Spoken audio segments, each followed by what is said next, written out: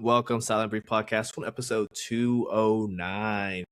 We got a special guest today, Jacob, joining us, longtime listener to the show, first time guest of the show. Help us discuss NFL Super-Wildcard weekend. I know we still got one more game left on this Monday night, but we'll recap all of our Saturday and Sunday games, and then we'll also get into some additional NFL head coach firings. Mike McDaniels and John Harbaugh were fired last week after we recorded, so we'll talk about that, and maybe we'll sprinkle in a little bit of Mason versus VCU. But with all that being said, guys, stay tuned.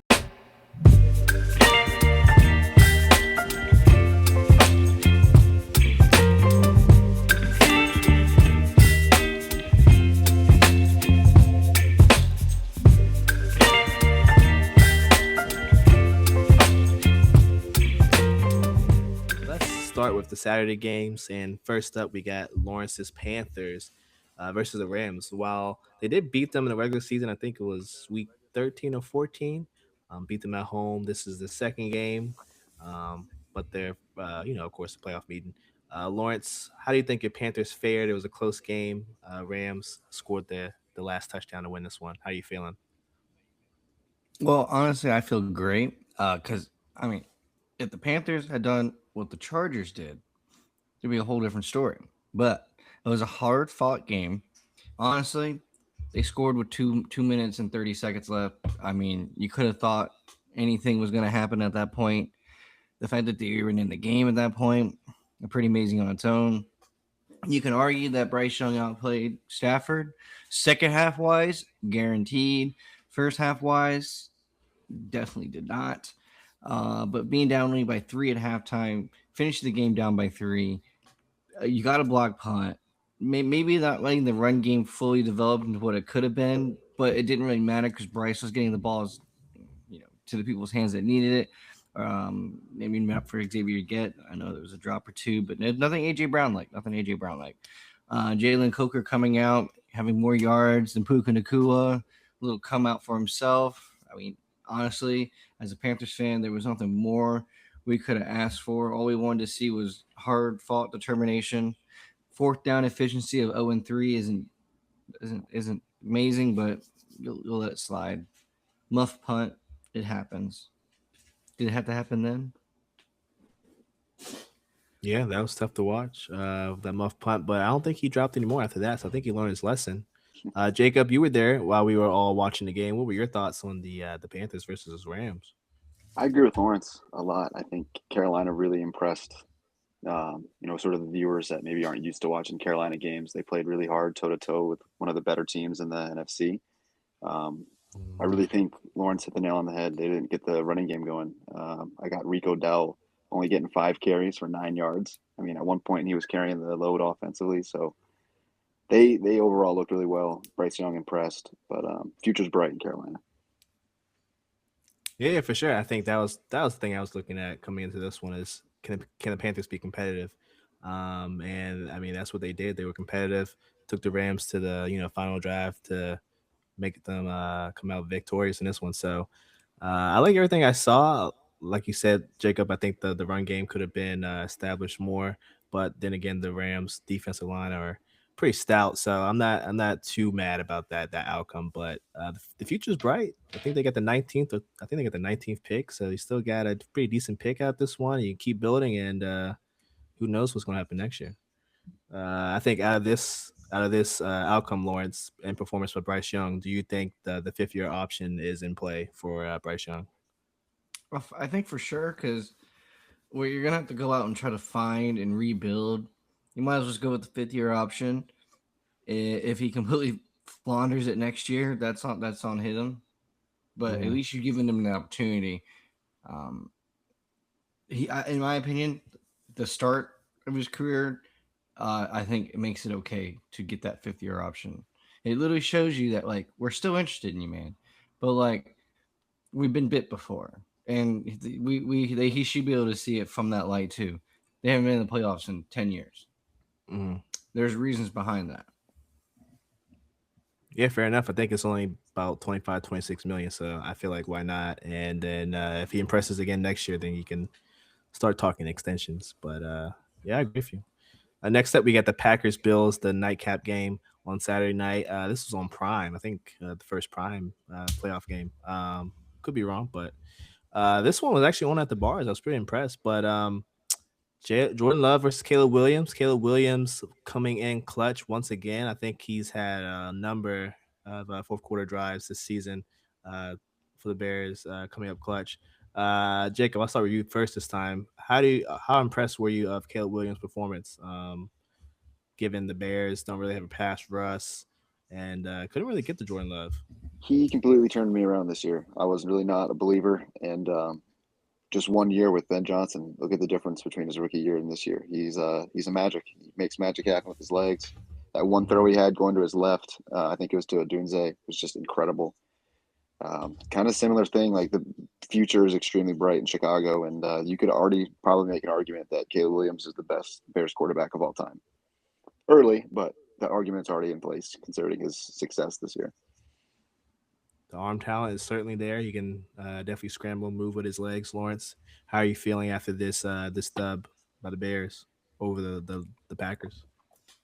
See, I love it, but my only problem with the Bears is you piddle with fire. It's kind of like the Eagles just did. You piddle with fire so many times, it's gonna burn you. And they constantly lose first halves. Like completely just lose the first half. Constantly look like uh, ineptitude going into the third, and then just all of a sudden the fourth quarter, it just all spurs together and comes. Part of it's got to be a little bit of the other team getting a little comfortable and relaxing to it, and then the pressure being immediately applied.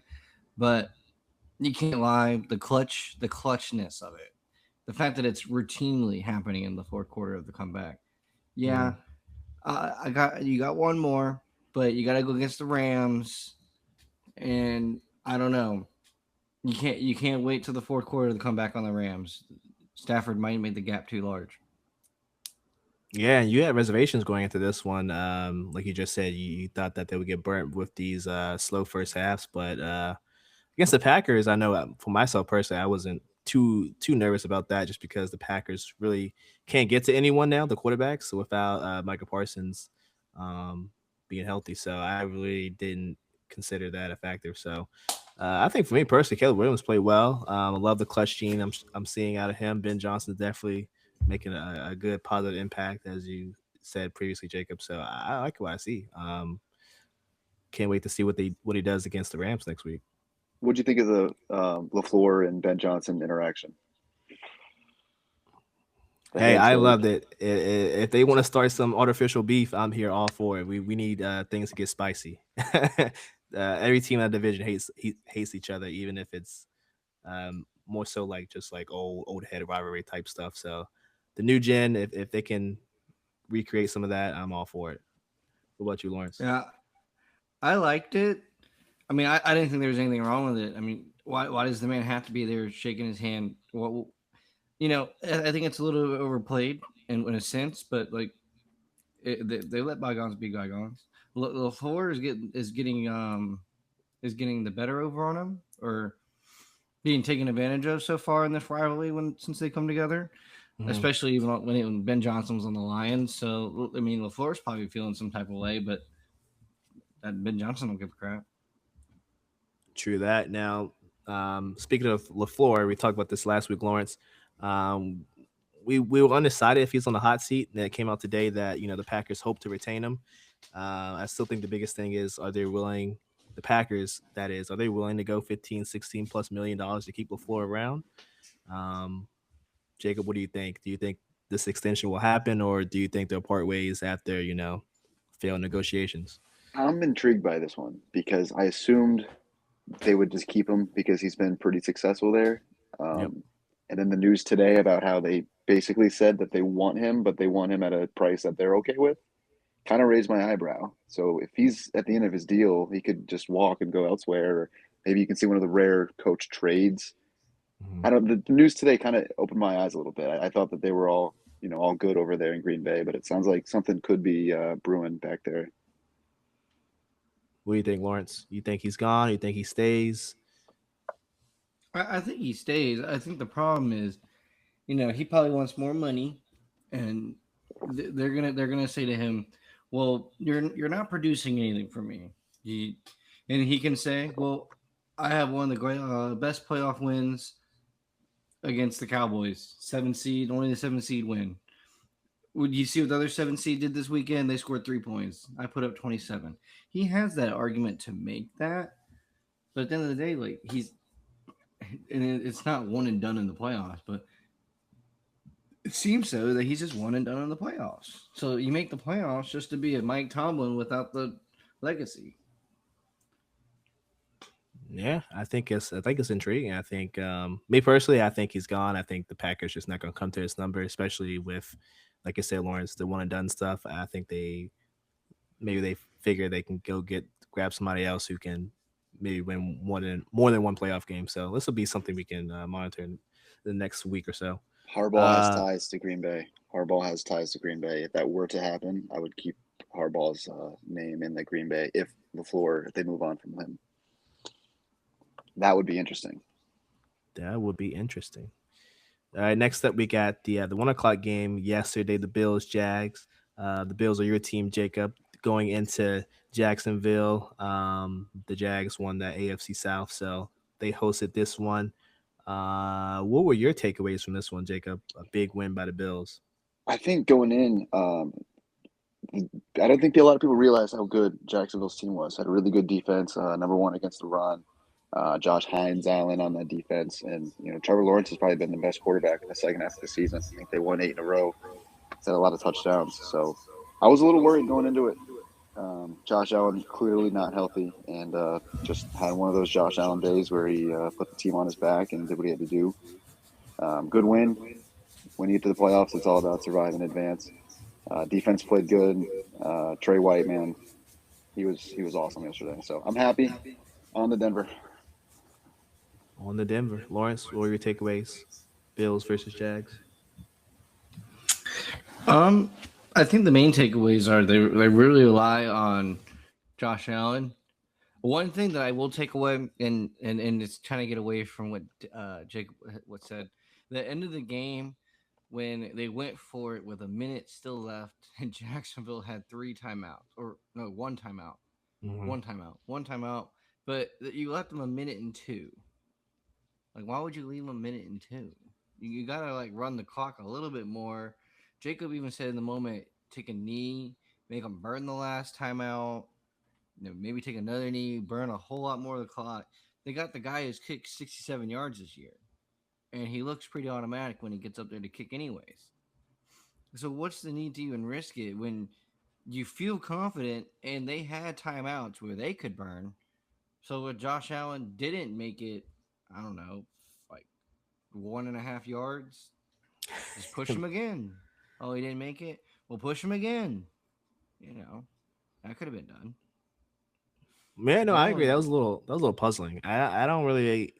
I mean, I get you want to score, but I don't. I mean, you had a chance to milk the clock out, like you're trying to say, and you just look at the last 4th down when they push for like 10, 11 yards. I think after seeing that, you probably should have made that attempt. But you could also make the case that Jacksonville probably let them score as well. So I don't know. It's kind of like a interesting situation. That's true. I thought I was so furious in the moment, and you guys probably hit the nail on the head last week talking about McDermott being one of those games where he's probably not on the line, but if they lose in the wild card round at Jacksonville, like the conversation's there. And then with that minute debacle, burn the clock, don't burn the clock. If the Jaguars won that game, I think he would have been fired today. Oh yeah, without a doubt. I definitely think he's bought himself another year in Buffalo for sure. Yeah, he needs to get a raise to Tre'Davious White. Didn't he come back to the team too? Yep. Yeah, to give him a raise. Give him some incentive that he probably didn't have before just because that was your job that he just saved. I like it. Next up, we got 49ers Eagles, the 4 o'clock game yesterday. Both teams beat the hell up. I think no Lane Johnson or no Trent Williams. In addition to all the other injuries that the 49ers are having, seemingly all across their team, offense and defense. But the 49ers found a way to win in this one. some heated exchanges on the Eagles sideline between Sirianni and AJ Brown. AJ Brown had a couple drops. I don't know why homeboy was was getting a little spicy there, but start with Lawrence. What are your takeaways from this game? Well, the only takeaway from the game was when the going got tough, the Eagles decided, all right, let's go 4 verts. Okay. Tom Brady called it out on TV that Eric Kendricks has been on the team for a month. Yeah, this old man has been on the team for a month. Literally saw your guys break the line and said, "Oh, this is 4 verts." What? The linebacker who was retired literally just saw, "Oh, this is 4 verts," and then also it hurts on back to back when it mattered most. The third down, 3rd and 11, whatever it was, he threw it to triple coverage. The 4th and 11, I get it. He bought a lot of time. He threw it into quad coverage. How was not one of them open? And then probably if we watched the other route, it probably was 4 verts again too. It probably was just back to back 4 verts. And he was like, "Hope someone's down there," which it didn't matter because the only one that had any hands that game was Goddard. And yeah, we keep calling AJ Brown out for his drops. I'm pretty sure I watched Devonta Smith drop one too. I mean, it was drops galore yesterday for the Eagles, so I'm pretty sure you're right. I know I definitely saw AJ with 2 drops. I believe Devontae had a drop as well. Jacob, what were your takeaways from 49ers beating the Eagles yesterday in Philly too? Lawrence had all really good points. 2 teams that I've always thought, at least this year specifically, for different reasons, were very hard to predict. The Eagles always played ugly and still won, and the Niners had dudes that you've never heard of on defense. So 2 kind of weird teams to really kind of root for, bet for, and kind of predict. 2 big notes I have: the Kittle injury. Everybody that loves football loves George Kittle. That one just hurt. That's just kind of the tail of the season for the 49ers.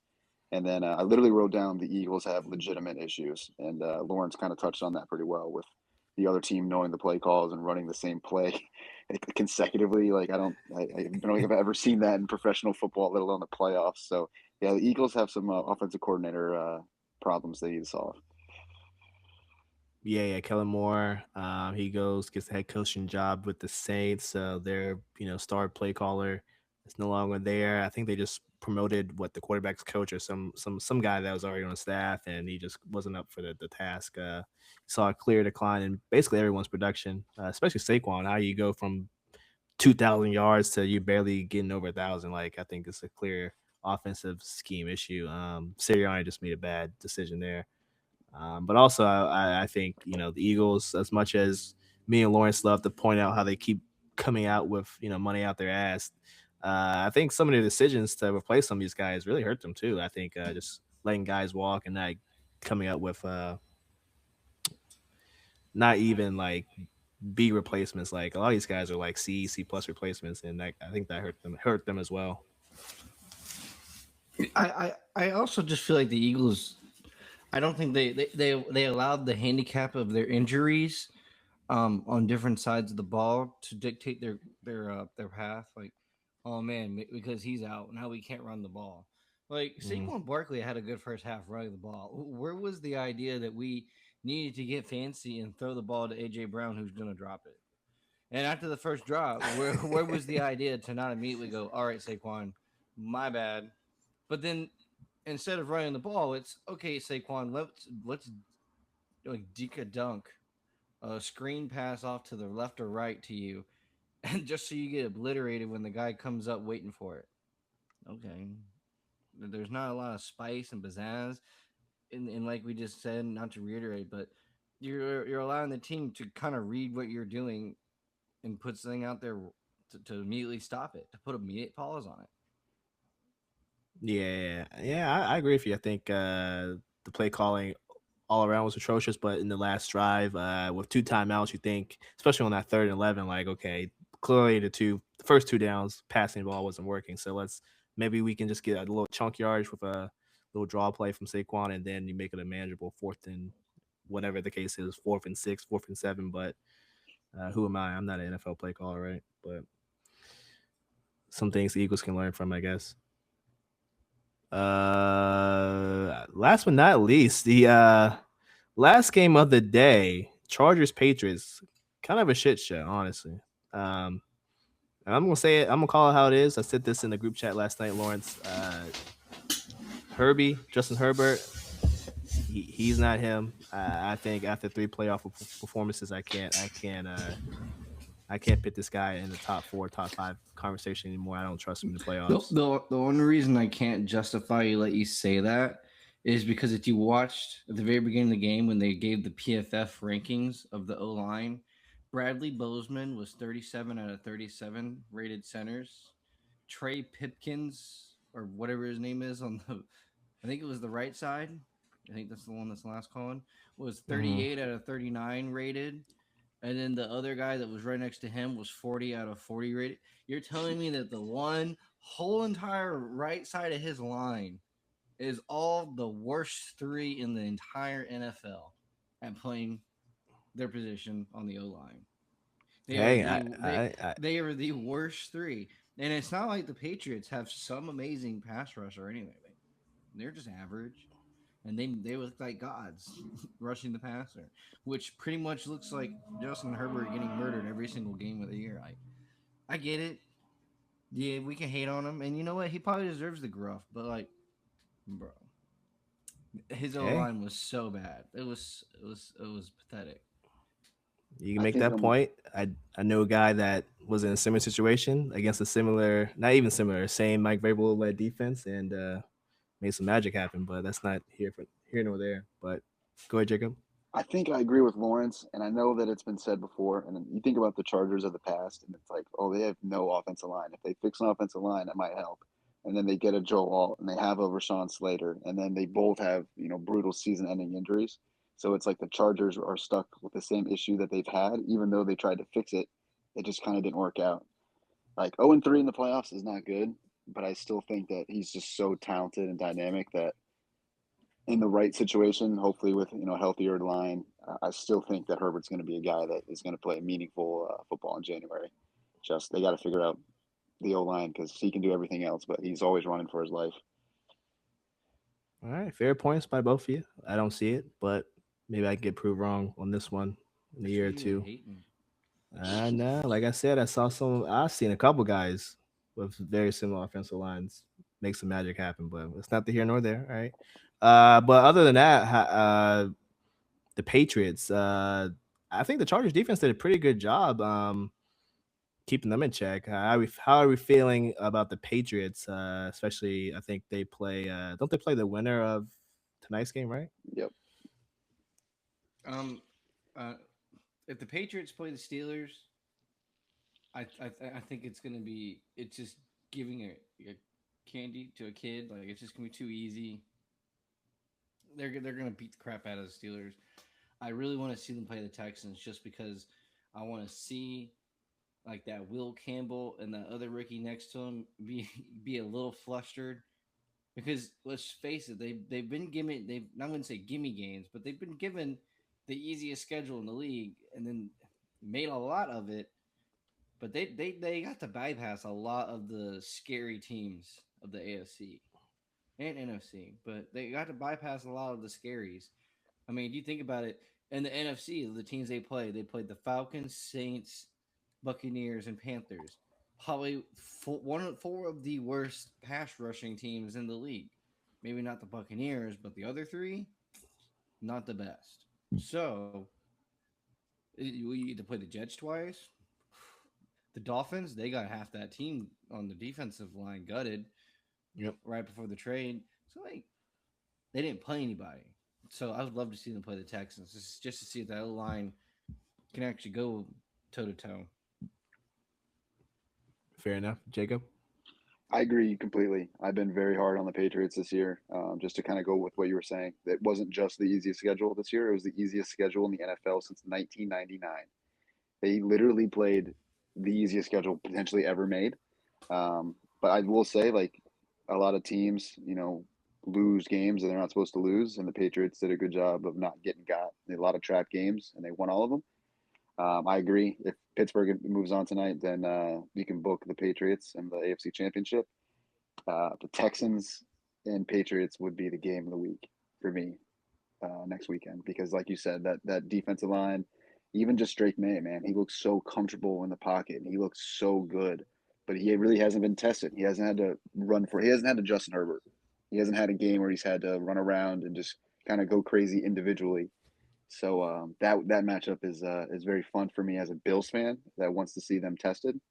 But if they do survive in advance, then I'd hope to meet him in Foxborough for the trilogy in the championship game. But I agree with a lot of what you just said there.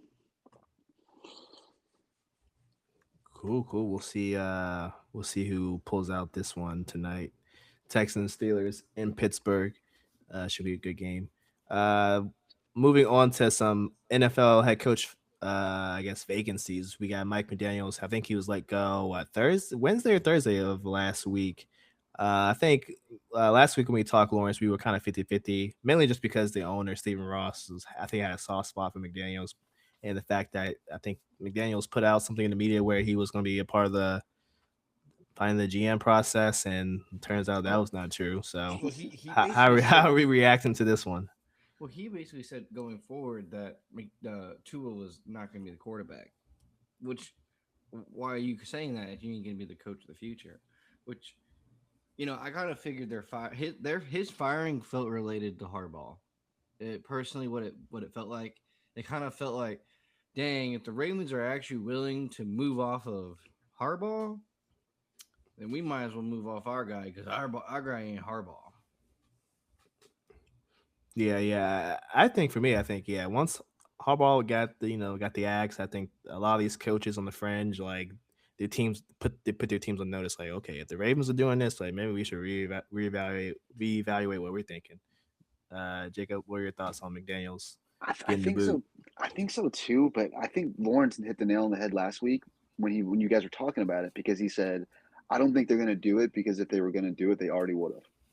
So I think when he got fired, it was the only surprise was that what took so long because no one was surprised that he got fired. But if you're going to fire him, why wouldn't you fire him on Black Monday and not let him talk in the media Mm, about a quarterback that may or may not be there in the future? Like I agree, it's just kind of weird.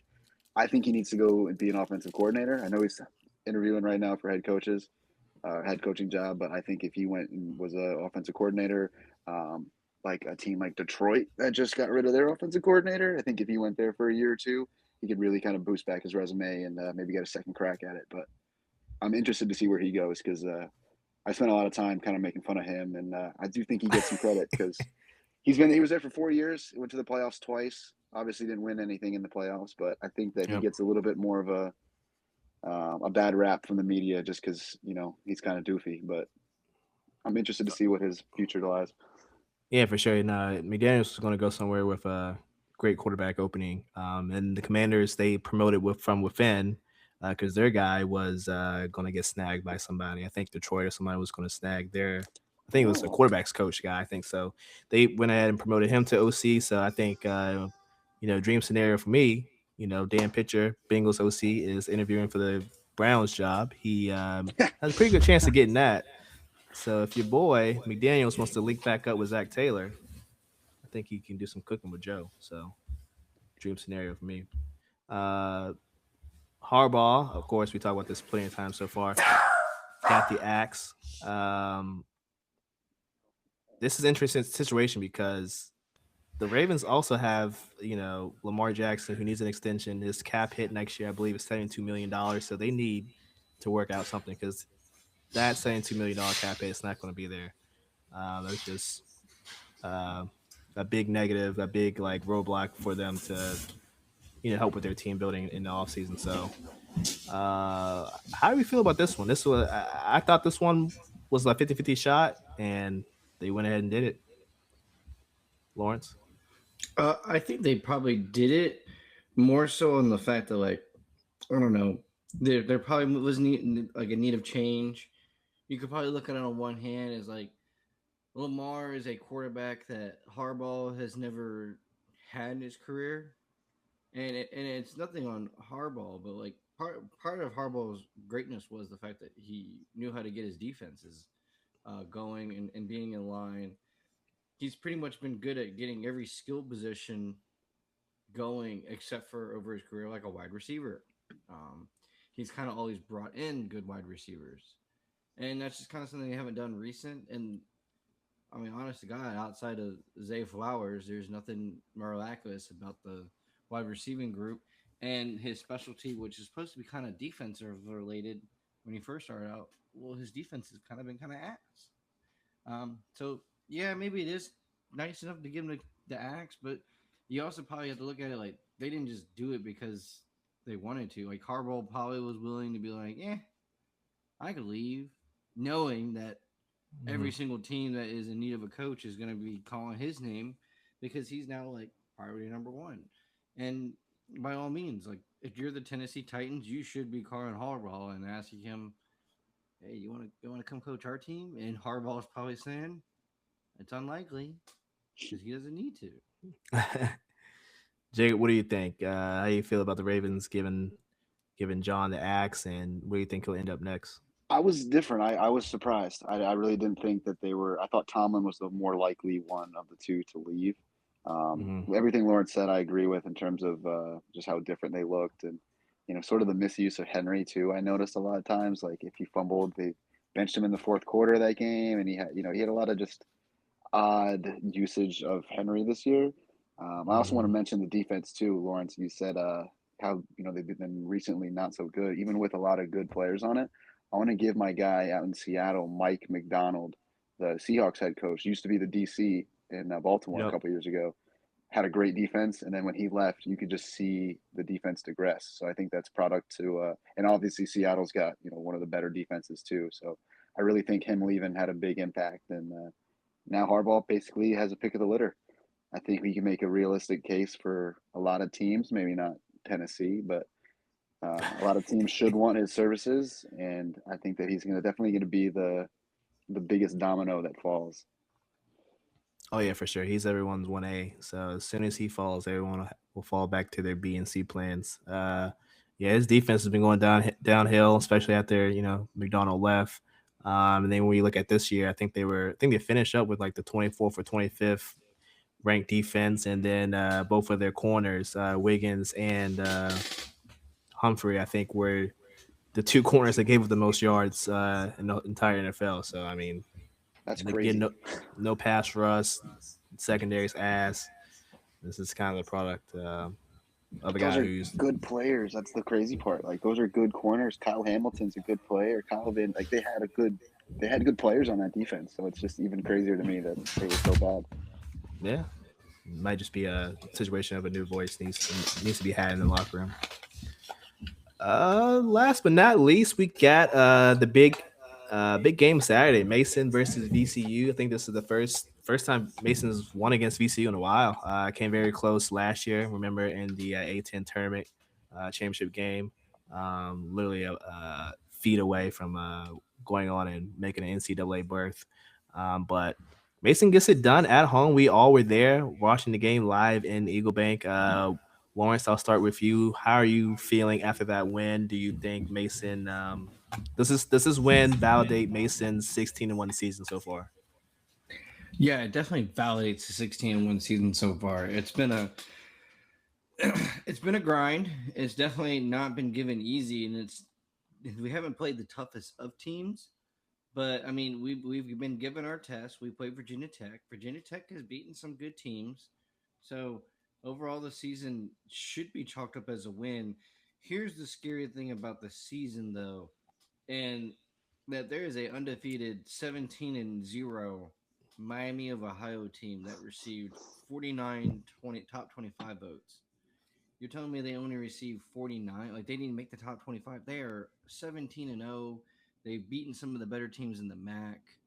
St. Louis is the top team in the A10. They got 92 votes. They can't even crack the top 25. Honestly, what it's given is the disrespect on these mid-major teams is going to cause again another year of chaos, and when in which we're going to get a bunch of, I don't want to say trash teams in the NCAA tournament, but come on, last year we got 11 or 12 SEC teams in there. Half of them lost first round. No First round, kidding. yep. Half of them are going to lose, but still, you put so many in there, and then half of them lose, and then you're begging a South Carolina team to come join the NIT, and they had like I think they had like 13 total wins, just because they had like one or two good wins against these SEC teams that we thought were super high and mighty. But like Tennessee, bro, why are we ranking Tennessee anymore? I get they have good players and everything. They have 4 losses, bro. You got 4 losses. No, that's 5. that's 5. You got 5 losses, my guy. I don't care who they are to. You got 5 of them on your record. You don't deserve to be in that top 25. You should be putting St. Louis, Miami of Ohio. Honestly, I would rather them put St. Louis in there just so when Mason goes March 7th, last A10 game of the season and wins, it looks better on our record. But they constantly keep putting down these mid-major teams. It makes it harder for these mid-major teams to make noise later in the season. I fully agree with you, Jacob. What are your thoughts on the game and Mason's season so far? I think the fact that you have on ESPN the top 25 college basketball teams and the ones that receive votes, and we're looking at George Mason, I think that's awesome. I think that's it's a long time coming for the game itself. I mean, the game was fun. It was definitely testy, a lot of adversity. They played really well. The atmosphere, I've never seen Eagle Bank that full, that loud. Yeah, I mean, you can yeah. kind of just tell that there's a buzz around this team. And being able to get my eyes on them in person for the first time, I was really impressed. Defensively, offensively, like they definitely have a lot of guys that can do a lot of things. And you guys were talking about how the different styles make fights, and if they can fight a bunch of different styles, I think that bodes well for them. Going on and under the season, and I'm not worried. I kind of like the idea of with some of these major teams getting lower seeds against teams that might not be good, because that just opens up the door for 13s beating fours, and maybe a 15 beating. Like I understand like Lawrence's point about it being harder for them to make noise, but as long as they get into the dance and go on that late run in their conference, and as long as you can get into the tournament, like they say, anything can happen. So I think it's going to be a fun March this year. Yeah, for sure. I think this 2026 Mason team is a lot different than last year's team. I think if last year's team was in this game, I think they would have lost just because of all the adversity. The refs clearly favoring VCU on a lot of the calls. I think VCU ended up with more free throws. Um, just it was just not things were not going Mason's way. And Mason, if you look at the free throws, Mason was kind of stat padding at the end because VCU was fouling, intentionally fouling. So if you take those out the equation, VCU was definitely ahead in the free throw game. But like I was telling you guys, Mason can play a lot of different ways. They can grind you out. They can fast pace, up and down, get up a bunch of shots at the rim, 3-point line, whatever the case is. They can defend, same as last year. That's a staple of a Tony Skin team. Is you're gonna have to defend. Um, and I think the one area of growth in this one is Tony Skin willing and able to switch the lineups on the fly. I think last year you're very stubborn, stick to his guys, even though it wasn't working, as we saw in this one. He was, adjusting on the fly, testing out different lineups, going with the double big lineup. I think with Alan Spach and Stas really, was the magic lineup on this one, and he wrote it as much as he could in good spots in the game. So we're seeing growth from everyone, including our, great head coach Tony Skinn. So I think this team is very formidable, and they got a big test coming up, MLK Day versus JW, another think a top 3 team in the A10. So I think that'll be another great test for them. We'll see if they can pull the dub out next Monday. Something else to note for him though is Mincy did play 37 minutes in that game against VCU. So the fact that he only took 3 minutes off the whole game, yeah, that's kind of your glue guy right there. He honestly his ability to score points when needed and not be the leading scorer, I honestly has to go to his development this year.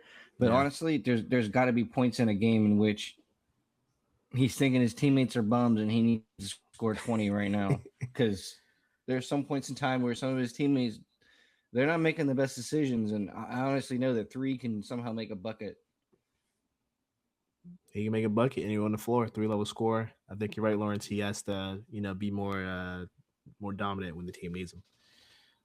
That's pretty much it for today's episode. Anything else that we miss? Anything? You guys? Anything else you want to talk about? Well, nothing over the weekend so far that I'll keep talking about, but moving forward, I'd like to give a little bit more love for the A10 and like different mid-major teams like that, because we're talking here. Last year, the A10 got one whole bid. The A10 this year really is currently looking like a 2 or 3 team bid. GW's good, Dayton's good, St. Louis is probably one of the top teams in the country. No one's noticing. George Mason's good. I mean, if the Spiders are the worst of your top 6, there's nothing wrong. There's nothing wrong. Hey, VCU, they were no slouches as well. So I think, yeah, the A10 got to get some more love, and the rest of these mid-major teams for sure. Jacob, any final thoughts before we head out? Alex Bregman to the Cubs. I think that was 5 years, 175 million. Interesting move there. Boston now loses out on Bregman and Devers in like a 12-month span. So interesting stuff going on there in baseball world. Poor Markel, your poor Red Sox. Hey, this is news to me. I don't keep up with my Red Sox like that. Final thing for me, Drew McIntyre is your new, I think, World Heavyweight Championship. Beat Cody Rhodes on Friday Night SmackDown. Very surprising. Didn't think he would win, but he pulled it off. So I think Cody Rhodes without a title. We'll see what happens. I guess this Friday night. I think we might have an appearance by Oba, because Mr. Evans, I think Javon Evans, he was on Raw today, his first Raw match. So I think we might see Oba on Friday Night SmackDown. So that'd be something worth watching. I don't know if you caught the Raw today, Lawrence, but it was pretty good in Germany. Oh, it was in Germany? I thought I was about to watch it after the game today. No, it was at they're on a little European tour. So today was on at 2, and then next Monday they're in I think they're in Belfast, so it's gonna be on at 3. That'll be beautiful. No, I didn't see any of it. I'm currently watching the Texans versus the Steelers, and well, here's what we all thought might happen: Texans' inabilities of their offense and their defense coming in clutch. Because right now, this is looking like a snoozer. This is going to give the Chargers and Patriots a run for their money. This game is about to be a slobber knocker for sure. Can't agree with you guys more. With that being said, guys, this is the Sideline Brief Podcast, episode 209. We will see you guys on Wednesday or later this week, Wednesday, Thursday. So thank you guys for listening. Thank you guys for watching on YouTube and all that good stuff. And we will see you later. Peace.